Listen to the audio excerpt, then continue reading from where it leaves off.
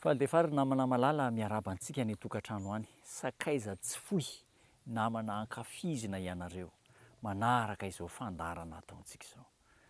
Mankasitraka anareo tompoko mahatoky ary maniry ny fiadanan'ny tompo sy ny fahasoavana aminareo rehetra. Lohevitra diniantsika androany mahakasika ny atao hoe tokim-panavotana. Tokim-panavotana. Assurance du salut. Navotan'Andriamanitra isika. Azo antoka ny zavatra ataon'Andriamanitra. Zao ny ambarantenin'Andriamanitra amin'ny Genesis 3:5-5. Dia ampifandrefesiko ianao sy ny vehivavy ny taranako sy ny taranany. Izy hanorotoro ny lohanao ary ianao kosa hanorotoro ny ombelahany tongony. Tantara ny Adama sy Eva rehefa lavo noho ny fahotana. Nijoro Andriamanitra. Nanome vahaolana, nanome teny fampanantenana, fa na de lavo azy ianao androany dia mbola hiarina indray ka ho voavonjy.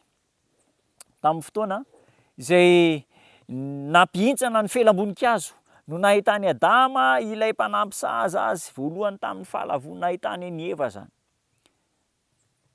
Lavo nefa izy mivady, nanaiky ny baiko ny Satana, nandany ny tenin'Andriamanitra. Nomboka hatreo dia tonga ny fahampitena sy ny faharavana amin'ny mahafitiavana an'Andriamanitra. Dia tsy eken'Andriamanitra ho tafavela mandrakizay ao anatin'ny fahalavonany zanany. Tsy eken'Andriamanitra zany. Inona nataon'Andriamanitra voalohany raha manaraka ny tantara isika? Namono zanak'ondry Andriamanitra ka notafiany any Adama sy Eva ny hoditry ny zanak'ondry. Io zany ilay atao hoe symbole, marika fa navelan'Andriamanitra ny helika Adama sy Eva. Ary misy andalan-teny mihitsy milaza fa rehefa tonga any amin'ny fiainana mandrakizay isika, voavonjy any an-danitra, dia ho hitantsika i Adama sy Eva izay notafian'Andriamanitra ny fahamarinany, nampian'Andriamanitra taorianany nahalavony. Ry namana, tsy afoin'Andriamanitra ianao, tsy arian'Andriamanitra ianao. Jerenge ny tenim-pitiavana izay ataon'Andriamanitra ao antsika ao amin'ny Jeremia 2:3-7, Jeremia 2:3-7, ambaran'ny tenin'Andriamanitra. Tany alavitra tany no nisehoan'i Jehovah tamiko ka nanao hoe fitiavana mandrakizay no hitiavako anao. Tian'Andriamanitra mandrakizay ianao. Inona no tanjon'Andriamanitra maneho an'izany fitiavana izany? Ny tanjona dia tsy hoe hanome sakafo anao isan'andro isan'andro, hanome vola hatafitanao eto amin'ny fiainana. Eo ihany zany programan'Andriamanitra, fa ny tena faratampon'ny fitiavana dia izao: mamonjy ianao, manavitra antsika rehetra. Efesianina 2:4-7. Fa fahasoavana no namonjen'Andriamanitra antsika. Tsy avy aminao zany. Ndra ho isiriare.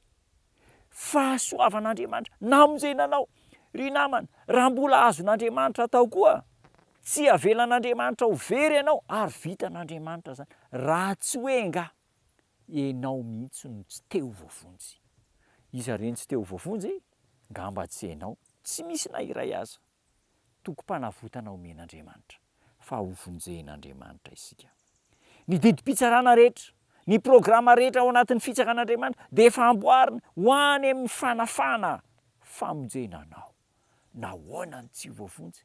Tsy maintsy voavonjysika rahalahy, tsy maintsy voavonjysika ranabavy, noho ny nataon'i Kristy ny anjarantsika manolo tena ho an'Andriamanitra. Hivavaka isika.